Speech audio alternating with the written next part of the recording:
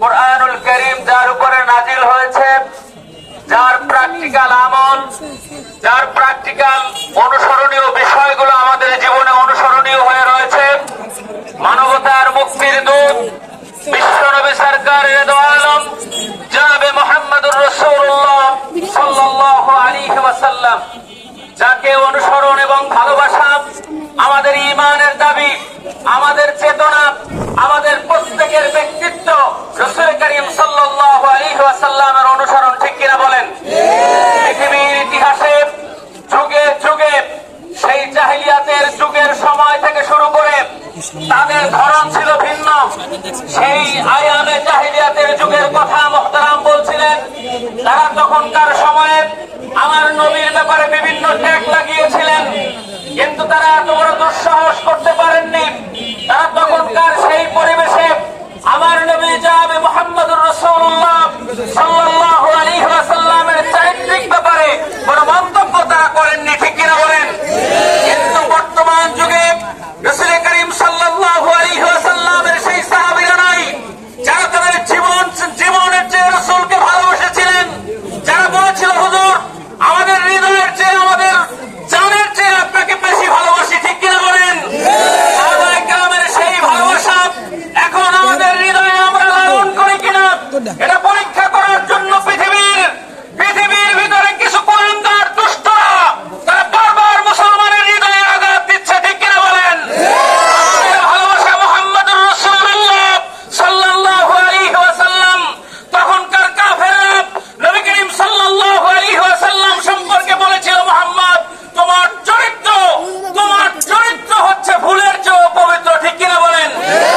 আল্লাহর নবী নবুয়তের বিষয়ে যখন সবাইকে ডাক দিয়েছিলেন, নবুয়তের বক্তব্য যখন দিয়েছিলেন, রিসালাতের প্রথম দাওয়াত যখন দিয়েছিলেন, আউস খাজরাজ কাফেরদের বড় বড় গোত্রদেরকে ইঙ্গিত করে বলেছিলেন, চাচা ও আমার ভাই, আমি যদি বলি এই কথা তোমরা কি বিশ্বাস করবে?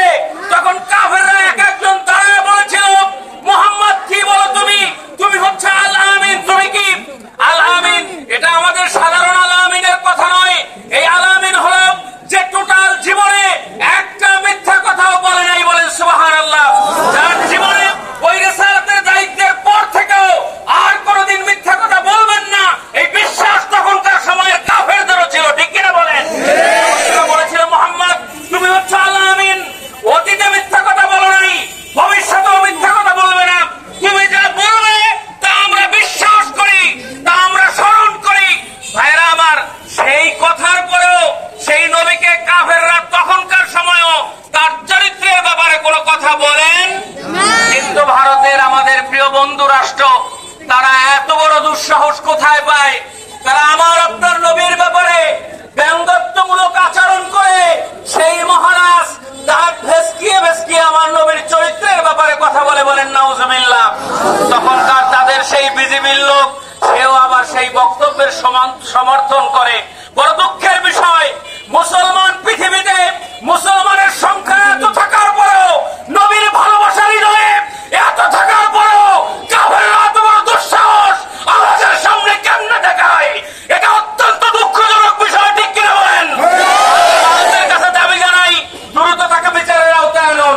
নয় মুসলমান যদি ক্ষুব্ধ হয়ে আপনার পথের দিকে আগায়, তখন বলবেন আমরা ভিন্ন ধর্মের লোক, আমাদের প্রতি আঘাত করে। এজন্য আপনাদের কাছে জোরালো অনুরোধ থাকবে, দুষ্টদেরকে ডেকে দ্রুত বিচারের আওতায় আনেন। কেমনে আনবেন? আপনাদের চরিত্র তো এরকম, ঠিক কিনা? তো ভয়ঙ্কর ভালোবাসা এজন্যই বেশি, আপনাদের চরিত্র তো যেই সেই, এজন্য আমাদের একটু টেনশন হয়। তো টেনশন হলো যেহেতু বিচার নামক, কোর্ট নামক কিছু আদালত আছে, অতএব আমাদের কিছু বিশ্বাস হয় যে অন্তত পক্ষে বিচার যাই